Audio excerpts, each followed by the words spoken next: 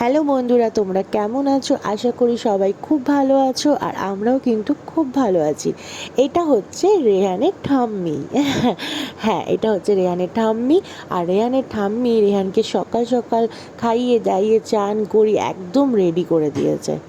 সকাল থেকে রাত অবধি ঠাম্মিরই হচ্ছে রেহানের ওপর পুরোটা দায়িত্ব। আমাকে কিচ্ছু করতে হয় না, না ঘরের সংসারের কোনো কাজ, না রান্না বান্না।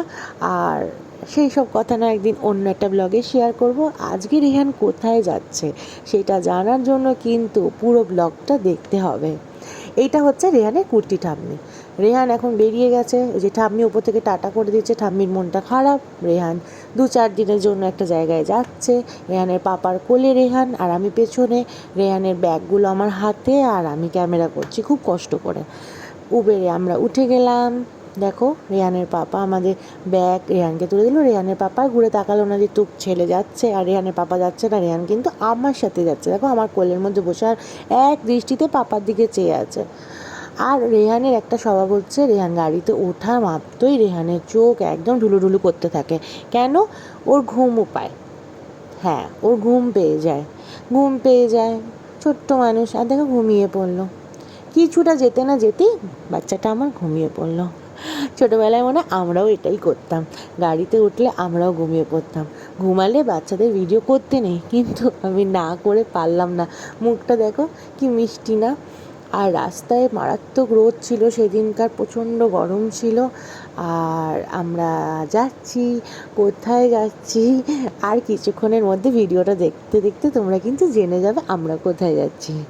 আমরা কিন্তু চলে এসেছি কাছাকাছি। আমরা এসে গেছি রেহানের দিয়ার বাড়ি। হ্যাঁ, ঠিক ধরেছে, এটা হচ্ছে রেহানের দিয়া। রেহানের দিয়া যখনই রেহান আসে ছোট্ট থেকে, এখন রেহানের 6 মাস বয়স। এই 6 মাসের মধ্যে রেহান যতবারই এসছে, রেহানের দিয়া কিন্তু রাস্তায় ওর জন্য দাঁড়িয়ে ওয়েট করে কখন রেহান আসবে। আর রেহানের দিয়া অস্থির হয়ে যায়। এই হচ্ছে আমার বাড়ির বড় মা। হ্যাঁ, ইনি না থাকলে হয়তো আমরাও থাকতাম না। সেই গল্প না একদিন অন্য একটা ব্লগে তোমাদের সাথে করব। আর রেহানকে নিয়ে দিদুন বসে গেছে, মানে রেহানের দিয়া দেখো বসে গেছে খাওয়ানোর জন্য। অনেকক্ষণ ধরেও বেচারা গাড়িতে না খেয়ে ঘুমাতে ঘুমাতে এসছে, তাই আসার সাথে সাথে ওকে ফ্রেশ করে নিয়েই দিয়া কিন্তু খাওয়াতে বসে গেছে। আর আমি মাকে বলেছিলাম একদম সিম্পল মেনু করতে, তাই মা টকের ডাল, আলু সেদ্ধ, আলু পোস্ত আর চিকেন করেছিল। আর দেখো, আরও আসলে আমি যাব বলে মায়ের একটু কাজও ছিল। মায়ের সকাল থেকে অনেক পুজো টুজো ছিল। মা যেহেতু সকাল থেকে রাত অবধি পুজো পাঠ নিয়ে বেশি থাকে, তাই মাকে বলেছিলাম একদম হালকা রান্না করবে। আর রেহান আমার ঘুমিয়ে পড়েছে খেলতে খেলতে। আমি বিকালবেলা দেখো চুরমুর হাতে নিয়ে বসে গেছি। কার কার আমার মতো এসব খেতে ভালো লাগে অবশ্যই কিন্তু কমেন্টে জানিও কেমন। আর এই দিকে রেহান দেখো দিয়ার সাথে ব্যালকনিতে চলে গেছে।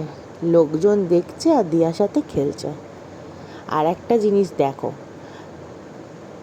রেহান যেন কারোর সাথে কোথাও চলে না যায়, কেউ যেন রেহানকে কোলে কোলে নিয়ে পালিয়ে না যায়, সেই জন্য গার্ড দেওয়ার জন্য তো আছে রেহানের এই চিকি দিদি। হ্যাঁ, চিকি হচ্ছে আমাদের বাড়ির একদম আদরের রাজকন্যা যাকে বলে। আমার মায়ের হচ্ছে চোখের মণি, হয়তো আমার থেকেও বেশি ভালোবাসে। হ্যাঁ, ভালোবাসার মতোই ও একজন।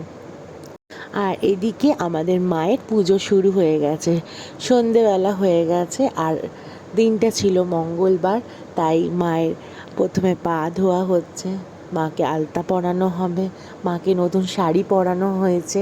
মাকে প্রতি অমাবস্যায় পূর্ণিমাতে যেইটুকু সামর্থ্য আমাদের, সেই অনুযায়ী মাকে শাড়ি দিয়ে সাজাই। আর মায়ের তো প্রতিদিনের সকাল সন্ধে নিত্য পুজো হয়।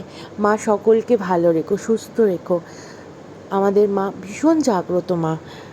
সবাই খুব ভালো থেকো। ভিডিওটা ভালো লাগলে লাইক করো। টাটা।